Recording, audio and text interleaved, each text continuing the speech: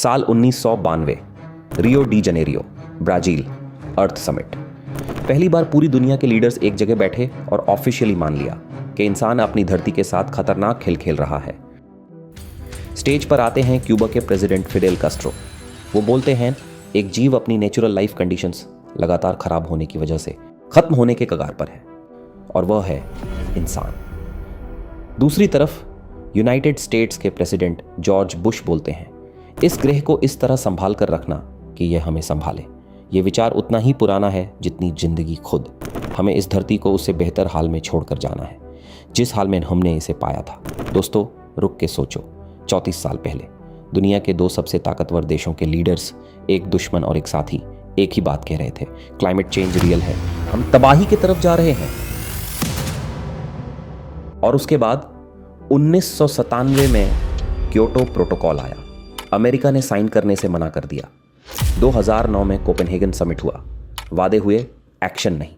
2015 में Paris agreement आया, 196 देशों ने साइन किया, लेकिन एमिशंस गिरने के बजाय ऊपर जाते रहे। और आज दुनिया की हर बड़ी company, Amazon, Google, Apple, Microsoft, Meta, सब एक ही गाना गा रहे हैं, net zero bye 2030, carbon negative future, planet first. तो सवाल सीधा है दोस्तों, क्या ये सच है या ये सिर्फ ग्रीन पेंट है जो करोड़ों रुपयों के मार्केटिंग बजट से एटमॉस्फेयर पर लगाया जा रहा है? आज इस वीडियो में हम ये सब समझेंगे एकदम ज़ीरो से। क्लाइमेट चेंज का साइंस, आईपीसीसी का काम, नेट ज़ीरो का असली मतलब, और वो 94% प्लेज जो सिर्फ कागज़ पर चल रहे हैं।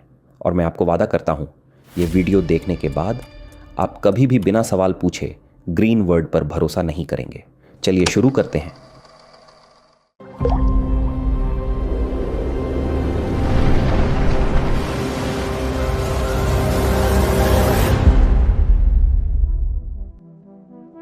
अब यह जो 1.5 डिग्री 2050 तक नेट ज़ीरो जैसे नंबर्स हैं, ये आते कहाँ से हैं? ये आते हैं आईपीसीसी से।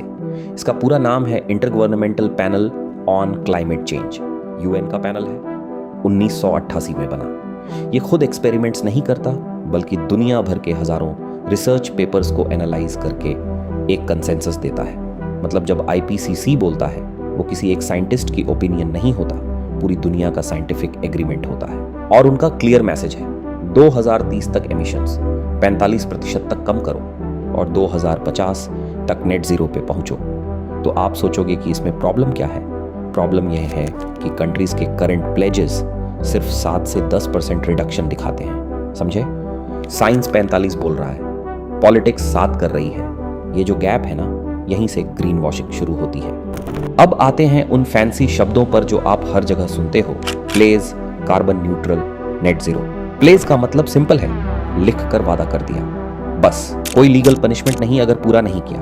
कार्बन न्यूट्रल का मतलब जितना कार्बन आप हवा में डाल रहे हो उतना कहीं और ऑफसेट कर दो। मतलब पॉल्यूशन वही रहता है, बस कागज पर हिसाब बराबर हो जाता है। नेट जीरो थोड़ा ज्यादा स्ट्रिक्ट कॉन्सेप्ट है। आईपीसीसी की डेफिनेशन सिंपल है, जितनी ग्रीन हाउस गैसेज एटमॉस्फेयर में जा रही हैं उतनी ही ह्यूमन एक्टिविटीज से वापस खींची जा रही हैं। कार्बन न्यूट्रल और नेट जीरो में दो मेन फर्क हैं। एक, कार्बन न्यूट्रल में सिर्फ CO2 काउंट होता है, नेट जीरो में सारी ग्रीन हाउस गैसेज काउंट होती हैं। मीथेन, नाइट्रस ऑक्साइड, सब। मीथेन CO2 से 80 गुना ज़्यादा पावरफुल है शॉर्ट टर्म में। ये डिटेल बहुत बड़ा फर्क बनाती है। दूसरा, आईपीसीसी की आइडियल डेफिनेशन कहती है कि नेट जीरो का सही तरीका है, पहले अपनी इमिशंस को मैक्सिमम तक कम करो, रिन्यूएबल एनर्जी यूज करो, फैक्ट्रियां साफ बनाओ, ट्रांसपोर्ट इलेक्ट्रिक करो। फिर जो थोड़ा हिस्सा रह जाए जो आप कम नहीं कर सकते, जैसे सीमेंट बनाने में CO2 निकलती है या एयरप्लेन का फ्यूल, उसके लिए ऑफसेट यूज करो। लेकिन रियलिटी में ज्यादातर लोग सीधे ऑफसेट खरीद रहे हैं बिना एमिशंस कम किए। उदाहरण देख लो, वॉक्सवैगन ने क्लीन डीजल के नाम पर गाड़ियां बेची। रियलिटी, टेस्ट के समय गाड़ी साफ दिखती थी, लेकिन सड़क पर 40 गुना ज्यादा पॉल्यूशन करती थी। दूसरा केस, वेरा, दुनिया की सबसे बड़ी कार्बन ऑफसेट रजिस्ट्री।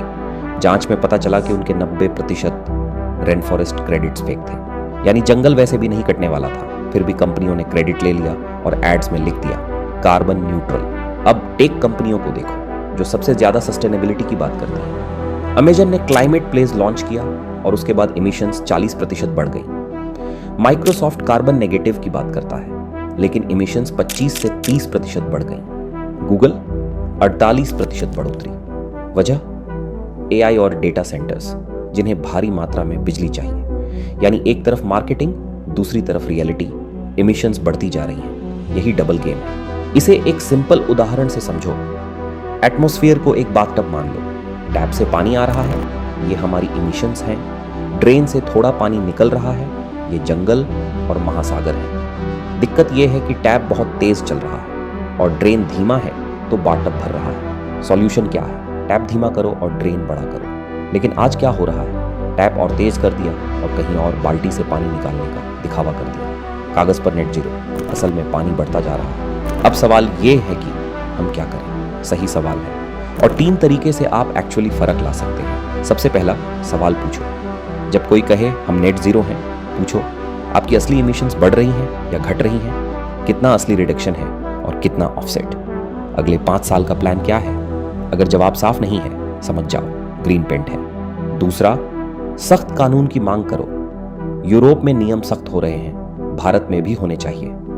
और तीसरा, हां, आपकी पर्सनल चॉइस मायने रखती है, लेकिन अकेले उससे यह लड़ाई नहीं जीती जाएगी। सिस्टम चेंज उतना ही जरूरी है। और आखिर में एक बात, 1992 में चेतावनी मिल चुकी थी। कल देर हो सकती है, आज भी वही चॉइस है। या तो हम हर इको फ्रेंडली लेबल पर भरोसा करते रहें, या अगली बार सीधे पूछें, नंबर्स दिखाओ, क्योंकि ये सिर्फ क्लाइमेट की नहीं, जवाबदेही की लड़ाई है। जय हिंद। मिलते हैं अगले वीडियो में।